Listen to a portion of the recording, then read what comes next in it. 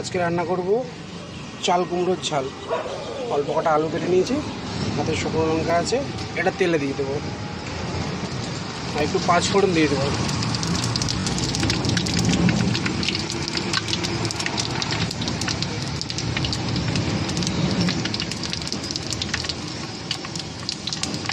পাঁচফোড়নটা হয়ে গেছে, এবার আলুগুলো দিয়ে দেবো।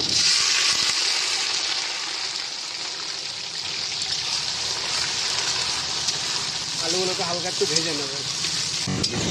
আলুটা হালকা ভাজা হয়ে এসছে, ওতে এই কাঁচা লঙ্কাগুলো দিয়ে দেবো, একটু লবণ দেবো, হলুদ দেবো,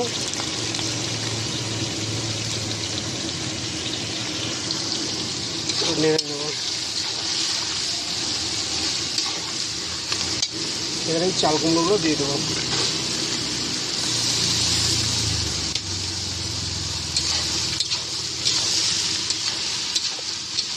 কিছুক্ষণ ভালো করে নেড়ে চেড়ে তারপর ঢেকে দেবো।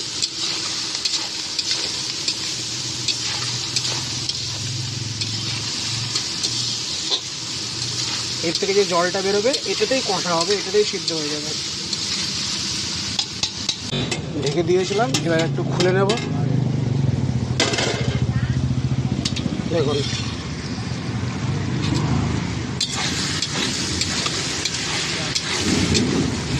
যত জল বেরোচ্ছে তত কষা হয়ে যাচ্ছে।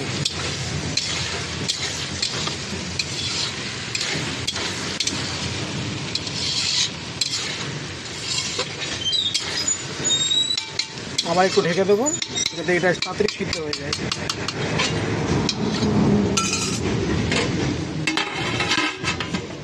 ঢাকনাটাকে একটু খুলে নেব।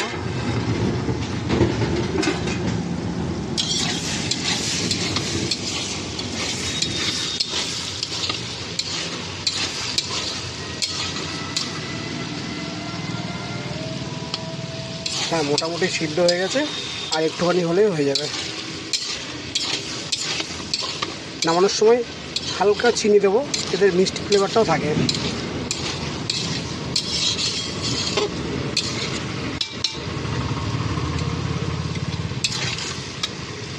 এইবার এর মধ্যে একটা ইউনিক জিনিস দেব, সেটা হচ্ছে এই মুসুর ডালগুলো।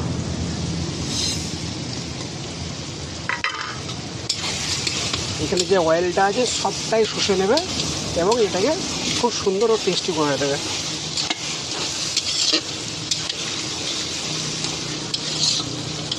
মুগের ডাল তো সবাই ইউজ করে, আমি এটাকে মুসুর ডাল দিয়ে করছি।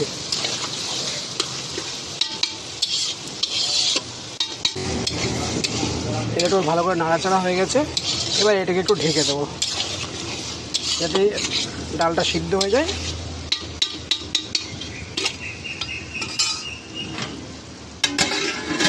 ঢাকনাটাকে খুলে নেব।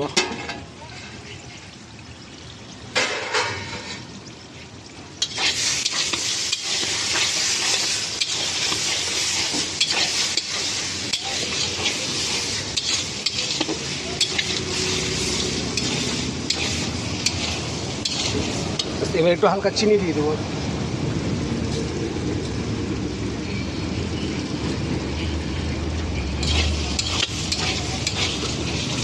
এবার নেড়ে চেড়ে এটাকে নামিয়ে দেবো।